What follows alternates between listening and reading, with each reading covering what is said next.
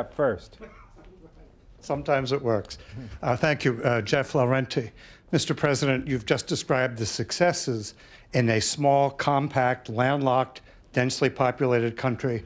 Right next door, you have a huge, sprawling, minerals-rich country traveling under the name of the Democratic Republic of the Congo that has had a very hard time in being able to establish either political or economic success. Rwanda had had some role in bringing the Kabilas to power, and that hasn't really turned out all that well. And the United Nations has been running for 15-some years on yet another giant peacekeeping operation there at great expense that seems to have no light at the end of the tunnel. What do you think accounts for Congo's inability to get on track politically and economically? Is this whole UN peacekeeping operation kind of a fool's errand that can never put this Humpty Dumpty back together? And what do you see as the path that the Congolese can realistically hope to take to be able to make something of that vast, sprawling country? Well, first of all, what has prevented the Congo to make a difference for themselves is between Congo itself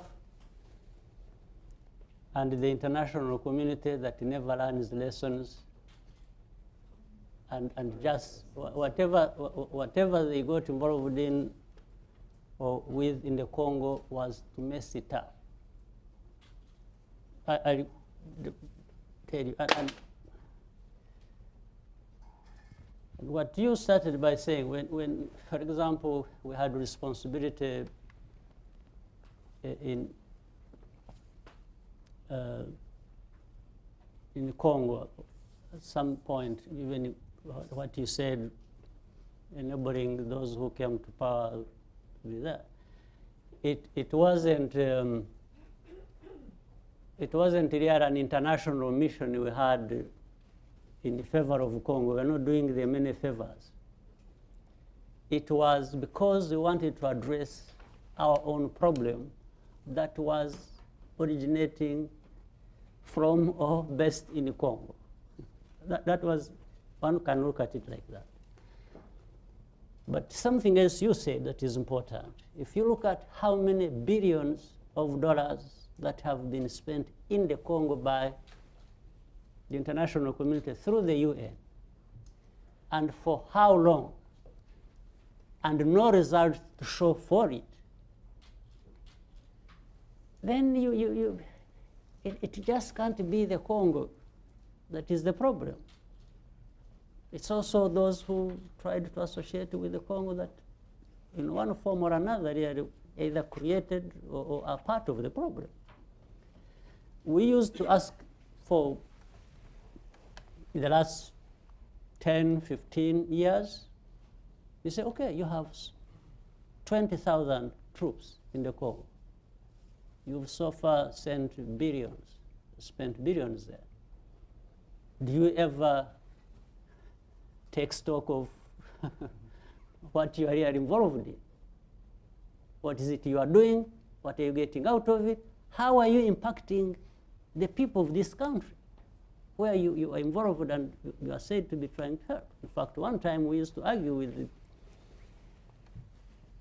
the UN and others and say, you know, if you spent half of that money but on assisting Congolese themselves,